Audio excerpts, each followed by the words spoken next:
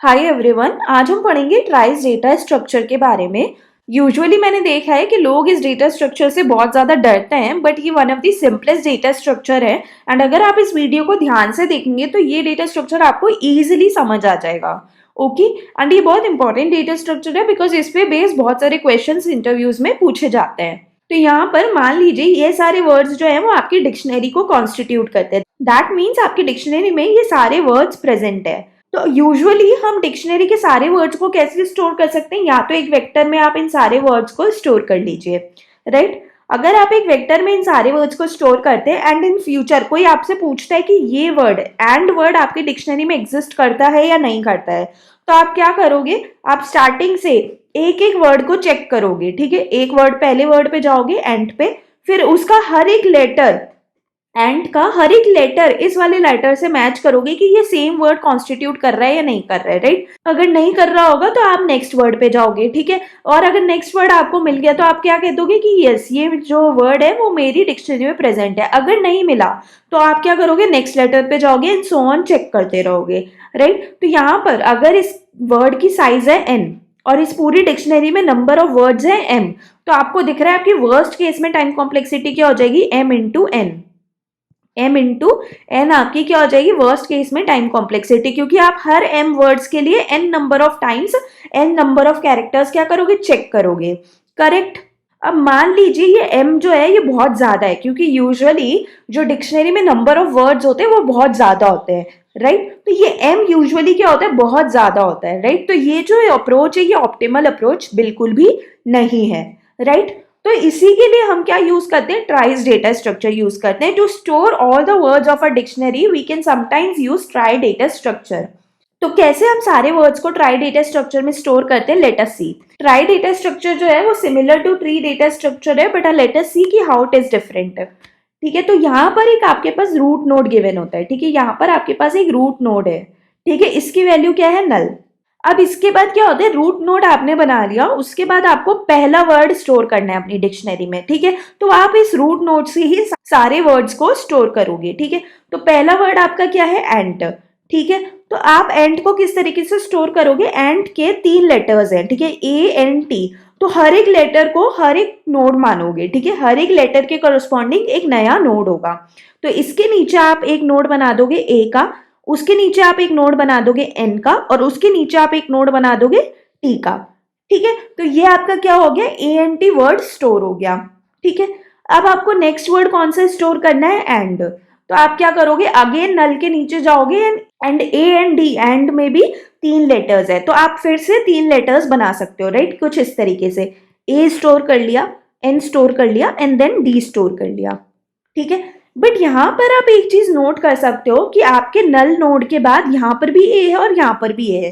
That means यहाँ पर मैं दूसरा ए नोड क्यों बनाऊं, जबकि मैं इसी ए नोड को यहाँ पर यूज कर सकती हूँ, करेक्ट। तो मैं यहाँ पर क्या करूंगी, ये ए वाला नोड ना बना के मैं सिंपली ये ही ए वाला नोड यहाँ पे यूज कर लूंगी। ठीक है, अब यहाँ पर आप देख सकते हो ए के कोरस्पॉन्डिंग यहाँ पर भी एन है और यहाँ पर भी एन है, तो यहाँ पर अगेन मुझे एन बनाने की जरूरत नहीं है, सिंपली मैं पुराना वाला ही एन वाला नोड यूज कर सकती हूँ, राइट। तो यहाँ पर मैं इसको इस तरीके से कनेक्ट कर दूंगी। अब टी और डी अलग अलग है तो मुझे 2 अलग नोड्स की जरूरत है, क्योंकि हर नोड एक नया कैरेक्टर रिप्रेजेंट कर रहा है, करेक्ट। तो यहाँ पर मैंने दूसरा नोड बना दिया डी का। ठीक है, तो आपके दोनों वर्ड स्टोर हो गए, ANT एंड और AND एंड। ठीक है, तो यहाँ पर आपने एक ऑप्टिमाइजेशन देखा, वो क्या देखा कि जिनके भी प्रीफिक्सेस सेम होते हैं, यहाँ पर इनके प्रीफिक्सेस क्या है, सेम। AN यहाँ पर भी है और AN यहाँ पर भी है। ठीक है, प्रीफिक्स का मतलब क्या होता है, प्रीफिक्स का मतलब क्या होता है, प्रीफिक्स का मतलब होता है जैसे T का प्रीफिक्स क्या हो गया, AN, और D का प्रीफिक्स क्या हो गया, AN। ठीक है, ऐसे ही N का प्रीफिक्स क्या हो गया, A, और यहाँ पर N का प्रीफिक्स क्या हो गया, A। तो यहाँ पर maximum length of common prefix जो आपको दिख रही है, AN। ठीक है, इन दोनों में सबसे बड़ी प्रीफिक्स जो कॉमन है वो क्या है, AN। ठीक है, तो अगर इनके प्रीफिक्सेस कॉमन है दैट मीन्स ये जो है वो सेम नोड से ओरिजिनेट होंगे। तो दैट मीन्स ये जो T और ये जो D है वो क्या होंगे, सेम नोड से ओरिजिनेट होंगे। दैट मीन्स आप यहाँ पर देख सकते हो T वाला जो है वो सेम नोड से ओरिजिनेट हो रहा है जो कि N है, और यहाँ पर D भी जो है वो सेम नोड N वाले से ओरिजिनेट हो रहा है। तो ये एक प्रॉपर्टी ट्राइस की बहुत इंपॉर्टेंट है कि जिस भी स्ट्रिंग्स के प्रीफिक्सेस कॉमन होंगे वो सारी जो स्ट्रिंग्स है वो सेम नोड से ओरिजिनेट होंगी, करेक्ट। आफ्टर दिस आपको स्टोर करना है बैड। तो बैड आप किस तरीके से स्टोर करोगे? आपके पास क्या है? बैड। तो बैड को आप कैसे स्टोर करोगे? पहला लेटर क्या है? बी। तो नल के बाद आपको क्या बनाना होगा? बी बनाना होगा। बी अभी एग्जिस्ट नहीं करता तो एक नया नोड बनेगा बी नाम का। ठीक है, उसके बाद क्या आएगा? ए, एंड उसके बाद क्या आएगा? डी। ठीक है, बैड बन गया। उसके बाद क्या है? बैट। तो again B A T bad और बी ए टी बैट में सेम कॉमन प्रीफिक्स है विच इज बी ए। तो यहां पर आप ये दोनों सेम नोड्स यूज कर सकते हैं and then you will go to make T. ठीक है, तो यहां पर बी ए टी बैड भी बन गया और बी ए टी बैट भी बन गया। ऐसे ही तीसरा वर्ड क्या है? बाल्ड। ठीक है, तो बाल्ड में आप देख सकते हो बी ए कॉमन है, B A is the common prefix, तो बी ए ये हो जाएगा एंड इसके बाद आपको क्या बनाना है? एल, और उसके बाद क्या आपको बनाना है? डी। ठीक है, तो यहां पर आपने बाल्ड बना दिया। ओके, उसके बाद आपका क्या है? Cat and cast. तो यहां पर आप देख सकते हो सी का भी सी का कोई नोड नहीं है, तो यहां पर मैं सी का नोड बना देती हूँ, सी। ठीक है, उसके बाद क्या है? ए, एंड उसके बाद क्या है? टी। So cat. उसके बाद क्या था? कैट के बाद क्या था? Cast, C A T, C A S T. ठीक है, तो सी ए और एस और फिर क्या बन जाएगा? टी। ये आपका ट्री क्या डिनोट कर रहा है? आपकी पूरी डिक्शनरी डिनोट कर रहा है। ठीक है, तो यहां पर एक इंपॉर्टेंट चीज जो हमने देख ली वो क्या थी कि हर नोड के कोरस्पॉन्डिंग हम एक लेटर असाइन कर रहे हैं। ठीक है, हर नोड के कोरस्पॉन्डिंग एक लेटर असाइन कर रहे हैं या फिर उसको बोल सकते हैं वैल्यू ऑफ द नोड। ठीक है, जैसे कि ये नोड रिप्रेजेंट कर रहा है ए, ये वाला नोड क्या रिप्रेजेंट कर रहा है? बी, ये वाला नोड ए। ठीक है, एंड सो ऑन। अब अगर मान लो आपके पास कोई वर्ड आता है जो जो स्टार्ट हो रहा है सी से, तो क्या आपको नया नोड बनाने की जरूरत होगी क्या? नहीं, यहाँ पर पहला नोड आपको नया नहीं बनाना होगा क्योंकि सी ऑलरेडी यहाँ पर प्रेजेंट है, राइट? फर्स्ट लेटर सी यहाँ पर ऑलरेडी प्रेजेंट है। ओके, अगर कोई वर्ड स्टार्ट होता है डी से, जैसे कि डोर है, तो यहाँ पर आपको नया नोड बनाना पड़ेगा क्या? यस। आप यहाँ पर नल के बाद फिर से किसका नोड बनाओगे? डी का नोड बनाओगे। करेक्ट। तो आप सोच सकते हो कि मैक्सिमम इस नल नोड के कितने चिल्ड्रन होंगे? मैक्सिमम इस नोड के कितने चिल्ड्रन हो सकते हैं? नल वाला जो नोड है, रूट नोड, मैक्सिमम कितने चिल्ड्रन हो सकते हैं? 26। कैसे 26? I have assumed. यहाँ पर अगर हम अज्यूम करें कि हमारी डिक्शनरी में सारे लेटर्स जो हैं वो लोअर केस लेटर्स हैं, अगर सारे लेटर्स लोअर केस हैं दैट मीन्स वो ए से जेड ही हो सकते हैं। ठीक है, तो नल के बाद आपका पहला लेटर, कोई भी वर्ड का पहला लेटर या तो ए हो सकता है, बी हो सकता है, c, d and so on till z. ठीक है, तो नल के बाद आपके पास एट मैक्स कितने चिल्ड्रन आ सकते हैं? 26 चिल्ड्रन आ सकते हैं। ठीक है, तो इस नल के एट मैक्स 26 चिल्ड्रन हो सकते हैं। करेक्ट। अब मान लो आपका वर्ड जो है वो ए से स्टार्ट हो रहा है, तो अब उसका सेकेंड लेटर क्या हो सकता है? आपके वर्ड का सेकेंड लेटर क्या हो सकता है? वो भी 26 लेटर्स हो सकते हैं कोई से भी। यहाँ पर ए भी आ सकता है, बी भी आ सकता है, सी भी आ सकता है एंड सो ऑन। ठीक है, तो यहाँ पर ये जो ए है इसके भी एट मैक्स कितने चिल्ड्रन हो सकते हैं? 26 चिल्ड्रन हो सकते हैं। तो यहाँ पर आपको समझ आ रहा है कि हर नोड की कोरस्पॉन्डिंग एट मैक्स 26 चिल्ड्रन है। In the case where I have considered, dictionary का हर वर्ड जो है वो लोअर केस लेटर्स से मिलकर बना है, राइट? तो हर नोड के एट मैक्स 26 चिल्ड्रन हो सकते हैं। ओके, तो इन 26 चिल्ड्रन को आप कैसे डिनोट करोगे? तो आपके पास हर नोड के कोरस्पॉन्डिंग क्या होता है? पॉइंटर्स होते हैं, राइट? हर नोड के कोरस्पॉन्डिंग आपके पास पॉइंटर्स प्रेजेंट होते हैं, राइट? तो आप क्या कर लोगे? एक एरे बना लोगे 26 साइज के, और उस एरे में आप क्या स्टोर करोगे? Pointers to each and every node, right? तो आप एक 26 साइज की एरे बना लोगे, एरे ऑफ द साइज 26, और इस एरे में आप क्या स्टोर करोगे? You will store pointers to each node. ठीक है, हर नोड किसको पॉइंट कर रहा है? ठीक है, हर नोड का पॉइंटर आप इस एरे में स्टोर करते जाओगे, कि राइट, क्योंकि आपके पास एट मैक्स 26 चिल्ड्रन है। ठीक है, तो यहां पर आप देख सकते हो कि हर नोड में दो चीजें प्रेजेंट है, एक तो लेटर कि वो कौन से लेटर को सिग्निफाई कर रहा है, करेक्ट? वहां पर ए है, बी है, सी है या फिर क्या है। ठीक है, and at max her node के 26 चिल्ड्रन हो सकते हैं, राइट? तो ये दो चीजें आपके नोड में प्रेजेंट है, राइट? अब मान लीजिए आपको एक वर्ड स्टोर करना है, उस वर्ड का नाम है कास्ट। ठीक है, एक आपके पास नया वर्ड आता है जिसका नाम है कास्ट, इसको आपको अपनी डिक्शनरी में डालना है। ठीक है, तो आप क्या करोगे? आप सी वाले नोड पे जाओगे, फिर उसके बाद ए पे जाओगे, उसके बाद एस और टी और फिर ई, यहां पर आप ई ऐड कर दोगे। ठीक है, बट आपको पता कैसे चलेगा कि सी वाला नोड कौन सा है? ठीक है, यहाँ पर आप देख सकते हो 3 नोड्स हैं, ए, बी एंड सी। आपको कैसे पता चलेगा कि सी वाला नोड कौन सा है? आप क्या करोगे? इस नल नोड पे, नल नोड का पॉइंटर इनिशियली आपके पास होगा, राइट? आपका रूट नोड का पॉइंटर आपके पास हमेशा होगा, ठीक है? तो आपको पास रूट नोड पता है आपको, ठीक है? अब आप क्या कर सकते हो, रूट नोड के जितने भी चिल्ड्रंस है सारे चिल्ड्रन पे जाके चेक करो। पहले चिल्ड्रन पे मैं गई, तो पहले चिल्ड्रन पे जाके मैंने देखा उसकी वैल्यू क्या है, ठीक है? पहले चिल्ड्रन की वैल्यू मैंने निकाली और मैंने देखा उसकी वैल्यू ए के बराबर है, ठीक है? और मेरे को जो वर्ड स्टोर करना है उसका पहला लेटर क्या है, सी। दैट मीन्स मैं ये वाला नोड यूज नहीं करूंगी, ठीक है? फिर मैं नल के दूसरे चिल्ड्रन पे जाऊंगी, रूट के दूसरे चिल्ड्रन पे जाऊंगी, उसकी वैल्यू क्या है, बी। तो क्या मैं बी यूज कर सकती हूँ, नहीं, क्योंकि ये नोड बी रिप्रेजेंट कर रहा है, बट मुझे कौन सा लेटर चूज करना है, सी। तो मैं ये नोड भी यूज नहीं करूंगी, करेक्ट? अब मैं नेक्स्ट लेटर पे जाऊंगी, वो क्या डिनोट कर रहा है, सी। तो मुझे यहीं से स्टार्ट करना था, क्योंकि मेरे को जो वर्ड स्टोर करना है वो भी सी से स्टार्ट हो रहा है, ठीक है? तो मुझे अब ये लेटर यूज करना है, तो मुझे अब ये वाला नोड यूज करना है, राइट? तो मैं इस पे चली जाऊंगी, राइट? अब इसके बाद सी के बाद आप देखोगे कि सी का एक ही चिल्ड्रन है और उसकी वैल्यू क्या है, ए। दैट मीन्स मुझे ए ही स्टोर करना था, तो मैं इस पे चली जाऊंगी, राइट? उसके बाद S, T and E and so on आप जाते जाओगे, ठीक है? तो यहाँ पर आप देख सकते हो हर एक लेटर की कोरस्पॉन्डिंग मुझे 26 नोड्स को चेक करना पड़ा। हर एक लेटर को स्टोर करते टाइम मुझे 26 नोड्स को चेक करना पड़ेगा। किसी भी नोड पे अगर मैं पहुंच जाती हूँ तो मुझे क्या करना पड़ेगा, उसके 26 चिल्ड्रनों को चेक करना पड़ेगा कि हर उस 26 चिल्ड्रन में से कौन सा वो नोड है जो मेरे लेटर को रिप्रेजेंट करता है, ठीक है? जिस लेटर को मुझे स्टोर करना है उसको रिप्रेजेंट करता है। और अगर नहीं है तो मैं क्या करूंगी, नया नोड बनाऊंगी, ठीक है? जैसे यहाँ पर आप देख सकते हो टी के बाद ई नहीं था, तो मैंने नया नोड बनाया ई, राइट? तो इस टाइम कॉम्प्लेक्सिटी को रिड्यूस करने के लिए, बार बार 26 नोट्स चेक करने के लिए मैं क्या यूज कर सकती हूँ, लेट अस सी हियर, ठीक है? आप क्या कर सकते हो, आपको पता है ए से जेड ही आपके सारे लेटर्स होने हैं, ठीक है? तो आप ए को वैल्यू असाइन कर दो 0, बी को वैल्यू असाइन कर दो 1, सी को असाइन कर दो 2 एंड जेड को असाइन कर दो 25। दैट मीन्स आप लाइन वाइज ए से जेड सारे कैरेक्टर्स को एक वैल्यू असाइन कर दो which is 0 to 25 line wise, ठीक है? इससे क्या होगा, आप इस एरे में 26 चिल्ड्रन स्टोर कर रहे हो, राइट? आप इस एरे में 26 पॉइंटर्स स्टोर कर रहे हो, ठीक है? तो आप array of zero that mean 0th index पे आप हमेशा नोड ए का पॉइंटर स्टोर करोगे। आप हमेशा किसका पॉइंटर स्टोर करोगे, नोड ए का, ठीक है?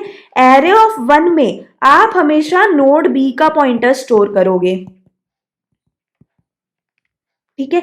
एंड ऐसे ही एरे ऑफ 2 में आप नोड सी का पॉइंटर स्टोर करोगे, ठीक है? And so on. तो क्या होगा, अब जब मुझे कास्ट वाले वर्ड को स्टोर करना था अपने ट्री में, तो मैं क्या करूंगी, मुझे पता है पहला लेटर जो है वो सी है, और सी किससे रिप्रेजेंट होता है, 2 से। तो मैं सीधा सीधा क्या करूंगी, एरे के सेकंड इंडेक्स पे चली जाऊंगी, क्योंकि सेकंड इंडेक्स ही किसका पॉइंटर होल्ड करता है, नोड सी का, ठीक है? तो यहाँ पर मुझे क्या होगा, 26 के 26 नोड्स को चेक करने की जरूरत नहीं है, डायरेक्टली मुझे पता है कि मेरा पहला लेटर सी है, तो मैं इसके सेकंड इंडेक्स पे, तो मैं इस नोड के सेकंड इंडेक्स वाले चिल्ड्रन को उठा लेती हूँ, और वही रिप्रेजेंट कर रहा है कि कौन सा पॉइंटर है जो नोड सी को पॉइंट कर रहा है। और मान लीजिए आप कोई वर्ड स्टोर करना चाह रहे हो जो डी से स्टार्ट हो रहा है, और यहाँ पर आप देख सकते हो कि डी तो है ही नहीं, ठीक है? तो इसका दैट मीन्स इसका जो थर्ड इंडेक्स पे जो चिल्ड्रन होगा, इसका जो थर्ड इंडेक्स होगा उस पे वैल्यू क्या होगी, नल, क्योंकि वो चिल्ड्रन एग्जिस्ट ही नहीं करता है। तो अगर वैल्यू नल है तो आपको क्या करना है, एक नया नोड बनाना है। तो यहाँ पर आप एक नया नोड बनाओगे जिसका नाम क्या होगा, डी, और उस नए नोड का पॉइंटर जो है वो आप इसमें स्टोर कर दोगे, राइट? इंडेक्स के अकॉर्डिंग हम डिसाइड करेंगे कि वहां पर कौन सा अल्फाबेट हमेशा स्टोर होएगा, ठीक है? तो यहाँ पर आपको ये वाला जो वेरिएबल है, ये जो लेटर है, हर नोड की कोरस्पॉन्डिंग जो आप लेटर स्टोर कर रहे थे, ये आपको करने की अब जरूरत नहीं रहेगी, राइट?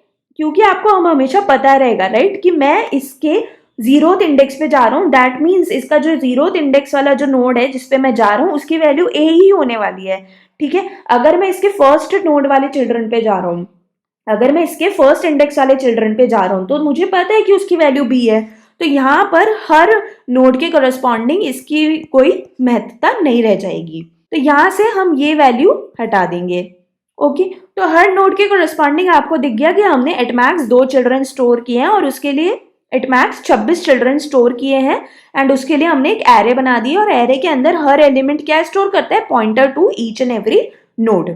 अब यहाँ पर अगर आपसे कोई पूछे क्या ये वर्ड डिक्शनरी में एग्जिस्ट करता है या नहीं करता, राइट। तो आपको ये वेक्टर तो अब गिवन नहीं है, आपके पास बचा क्या, ये ट्री ही है जो आपकी डिक्शनरी को डिनोट कर रहा है। तो आप क्या करोगे, इस ट्री पे जाओगे, इसके रूट नोड पे जाओगे, फिर सी पे जाओगे, फिर ए पे जाओगे, फिर एस पे जाओगे, फिर टी पे जाओगे, ठीक है। तो यहाँ पर आपको ये मिल गया, तो आप क्या कह दोगे कि ये वर्ड है। तो आपको CAST कास्ट मिल गया, तो आप कह सकते हो कि हाँ ये वर्ड मेरी डिक्शनरी में प्रेजेंट था, ठीक है। अब कल कोई आपसे पूछे CAS, क्या ये वर्ड आपकी डिक्शनरी में प्रेजेंट है, तो आप क्या करोगे, फिर से नल के इस पे जाओगे, सी वाले नोड पे, फिर सी से ए, फिर सी से, फिर ए से एस, तो यहाँ पर आप पहुंच जाओगे। तो फिर इसके लिए भी अगेन आप कह दोगे कि हाँ यार ये भी मेरी डिक्शनरी में प्रेजेंट है। बट एक्चुअल डिक्शनरी में अगर आप देखो तो CAS कहीं प्रेजेंट ही नहीं था। प्रेजेंट क्या था, कैट और कास्ट, ठीक है। और एक बाद में हमने वर्ड ऐड किया था, वो ये था CASTE, ठीक है। कभी भी हमने ये वाला वर्ड तो डिक्शनरी में ऐड ही नहीं किया। बट यहाँ पर अगर आप ट्री के अंदर जाओ तो आपको दिखेगा CAS भी एक वर्ड है, ठीक है। तो इस आइडेंटिफिकेशन के लिए हम क्या करते हैं कि यार ये एक वर्ड है या नहीं है, इसको आइडेंटिफाई करने के लिए हम यहाँ पर क्या करेंगे, हम हर नोड के करस्पॉन्डिंग ये वैल्यू ऐड रखेंगे कि यहाँ तक नल से लेके ऊपर रूट नोड से लेके अगर आप यहाँ तक आओगे तो आपको एक वर्ड फॉर्मेशन मिलेगा या नहीं मिलेगा, ठीक है। जैसे कि मान लीजिए आपने नल से स्टार्ट किया, ठीक है। तो आपको पता है BAD एक वर्ड था आपके डिक्शनरी में, ठीक है। तो आप B पे गए, फिर A पे गए और फिर D पे गए, ठीक है। तो यहाँ पर इस नोड के कोरिस्पॉन्डिंग आप एक फ्लैग स्टोर कर लोगे जिसकी वैल्यू आप क्या रखोगे, 1। तो ये फ्लैग इज इक्वल टू 1 क्या डिनोट करेगा कि हाँ अगर तुम रूट नोड से यहाँ तक आते हो तो उस दौरान जितने भी लेटर्स को आपने ट्रैवल किया वो सारे लेटर्स मिलकर एक वर्ड बनाएंगे which is equal to bad, ठीक है।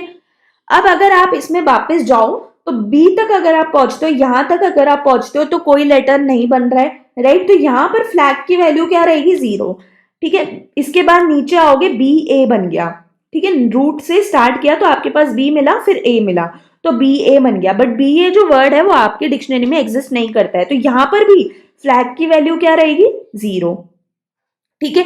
अब नीचे आए तो BAD बन गया, तो आपको पता है BAD आपके डिक्शनरी में था, तो यहाँ पर आपने फ्लैग की वैल्यू क्या कर दी, 1 कर दी। सिमिलरली BAT एक वर्ड था, तो यहाँ पर भी आपने फ्लैग की वैल्यू क्या कर दी, 1 कर दी, ठीक है। ऐसे BALD एक वर्ड था, तो यहाँ पर फ्लैग की वैल्यू 0 रहेगी, बट यहाँ पर फ्लैग की वैल्यू क्या रहेगी, 1, ठीक है। ऐसे CAT कैट एक वर्ड था, तो यहाँ पर फ्लैग की वैल्यू क्या रहेगी, 1। CAST एक वर्ड था आपकी डिक्शनरी में, तो यहां पर फ्लैग की वैल्यू 1 रहेगी। CASTE भी एक वर्ड था जो हमने यहां पर ऐड किया था, तो यहां पर भी फ्लैग की वैल्यू 1 रहेगी। बट CAS एक वर्ड नहीं था, तो यहां पर फ्लैग की वैल्यू क्या रहने वाली है, 0, ठीक है।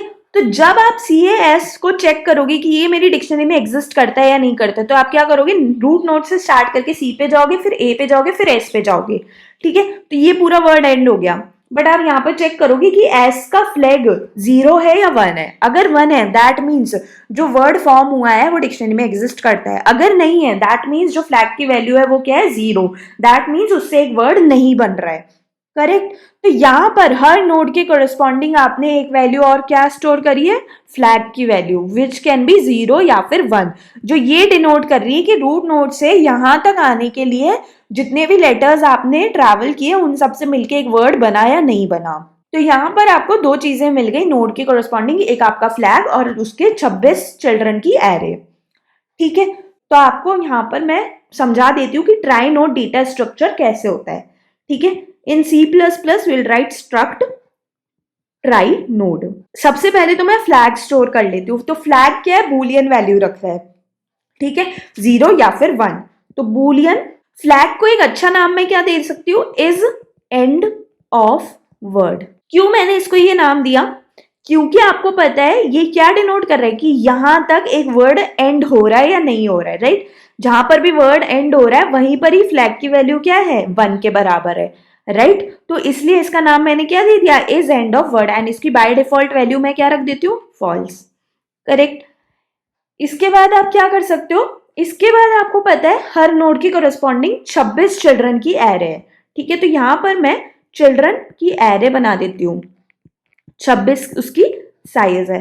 राइट। तो आपको पता है हर नोड भी आपका हर चिल्ड्रन आपका क्या रिप्रेजेंट कर रहा है, एक नोड ही है, ठीक है। अगर आप इंसान हो तो आपका बच्चा भी इंसान है, दैट मीन्स अगर रूट नोड है तो उसके जो चिल्ड्रन है वो भी क्या होंगे, नोड्स ही होंगे, ठीक है, ट्राई के नोड्स ही होंगे, ठीक है। तो यहाँ पर मैं सारे चिल्ड्रंस का डेटा टाइप क्या होगा, ट्राई नोड, ठीक है। बट एक इंपॉर्टेंट चीज हमने क्या देखी थी कि हम चिल्ड्रन एरे के अंदर क्या डाल रहे हैं, हर नोड के पॉइंटर्स डाल रहे हैं। तो यहाँ पर मैंने क्या लगा दिया, स्टार। ये क्या रिप्रेजेंट कर रही है, remember this, it is an array of, it is an array of nodes, it is an array of node pointers, it is an array of node pointers, ठीक है। हर नोड के जो पॉइंटर्स हैं वो इस एरे के अंदर प्रेजेंट है, ठीक है। तो ये आपका स्ट्रक्चर हो जाता है ऑफ ट्राई नोड, ओके।